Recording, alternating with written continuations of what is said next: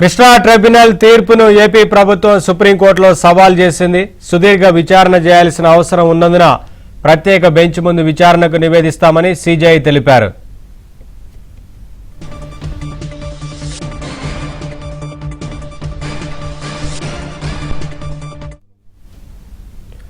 Krishna tribunal తీర్పును AP ప్రభుత్వం సుప్రీంకోర్టులో సవాల్ చేసింది. సుదీర్ఘ విచారణ చేయాల్సిన అవసరం ఉన్నందున ప్రత్యేక బెంచ్ ముందు విచారణకు నివేదిస్తామని సీజేఐ తెలిపారు.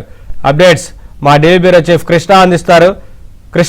కృష్ణా ట్రైబ్యునల్ తీర్పును సుప్రీంకోర్టులో ఏపీ ప్రభుత్వం సవాల్ చేసిన నేపథ్యంలో సుదీర్ఘ విచారణ చేయాల్సిన అవసరం ఉన్నందున ప్రత్యేక బెంచ్కు సంబంధించి నివేదిస్తామంటూ తెలిపినట్టు తెలుస్తా ఉంది కదా, ఏంటి అప్డేట్స్?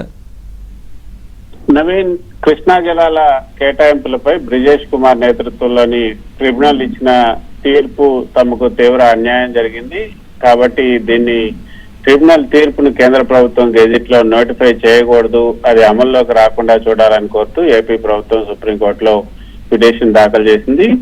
ఎగువ రాష్ట్రాలైనటువంటి కర్ణాటక, మహారాష్ట్రలు కూడా నీటిని ఎక్కువగా నిల్వ చేసుకోవటం లేకపోతే వాడుకోవటం వల్ల దిగువన ఉన్నటువంటి ఆంధ్రప్రదేశ్ ప్రాజెక్టులకి విజయవాడ, ప్రకాశం బ్యారేజ్, అదేవిధంగా శ్రీశైలం, నాగార్జున సాగర్ ఈ ప్రాజెక్టులన్నిటికీ కూడా నీటి లభ్యత గణనీయంగా తగ్గిపోతుందన్నది ఏపీ యొక్క వాదన. అయితే ఈ అంశం పైన సుదీర్ఘంగా లోతుగా చట్టపరమైనటువంటి విచారణ జరగాల్సినందువల్ల దీన్ని ఒక ప్రత్యేక రాజ్యాంగ బెంచ్ ముందుకి నివేదిస్తామని ధర్మాసనం వ్యాఖ్యానించింది. విచారణ పూర్తయ్యే వరకు కూడా ఈ సమయంలో ఏవైనా తాత్కాలిక సడలింపులు లేకపోతే ఉత్తర్వులు ఇవ్వాలని కర్ణాటక చేసినటువంటి విజ్ఞప్తిని కూడా సుప్రీంకోర్టు త్రోసిపుచ్చింది. అయితే ఈ సంక్లిష్ట వివాదం పైన తదుపరి విచారణను సెప్టెంబర్ మొదటి వారానికి వాయిదా వేశారు. అయితే అప్పుడు ప్రత్యేక బెంచ్ ముందుకి ఇది వచ్చే అవకాశం ఉంది.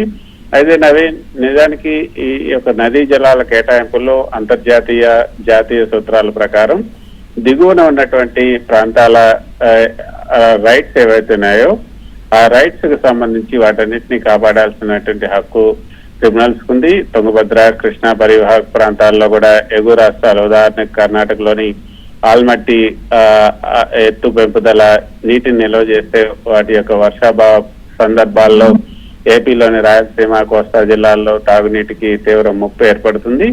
అందుకే ట్రిబ్యునల్ తీర్పును కేంద్ర ప్రభుత్వం గెజిట్ లో కనుక నోటిఫై చేసే వరకు దానికి చట్టపరమైనటువంటి అమలు ఉండదు. సుప్రీంకోర్టు స్టే లేదా విచారణ పెండింగ్ లో ఉన్నంత కాలం కూడా తీర్పు నోటిఫై కాకపోవటం ఏపీకి ప్రస్తుతానికైతే సాంకేతికంగా ఉపశమనం లభించినట్లే.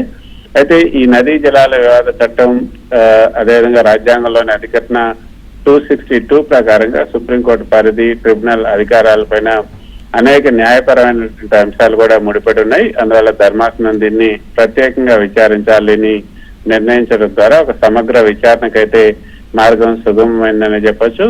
మొత్తానికి సెప్టెంబర్ మొదటి వారంలో ప్రత్యేక బెంచ్ ముందు జరిగే విచారణలో ఒక నిర్ణయం అయితే తీసుకునే అవకాశం ఉంది. ట్రిబ్యునల్ నివేదిక పైన స్టే కొనసాగుతుందా లేదా ఇది ఏమవుతుంది, కర్ణాటక వాదనని ఈ యొక్క ప్రత్యేక బెంచ్ ఆమోదిస్తుందా లేదా అనేది కూడా చూడాల్సి ఉంటుంది. మొత్తానికైతే ఈ ట్రిబ్యునల్ నివేదిక పైన దానికి సంబంధించి ప్రత్యేక బెంచ్ ఏర్పాటైన తర్వాత ఏపీ, కర్ణాటక, తెలంగాణల రాష్ట్రాల నీటి భవిష్యత్తు ఆ ప్రత్యేక బెంచ్ ఇచ్చే తీర్పు పైన ఆధారపడి ఉంది. Thank you Krishna, thanks for the update.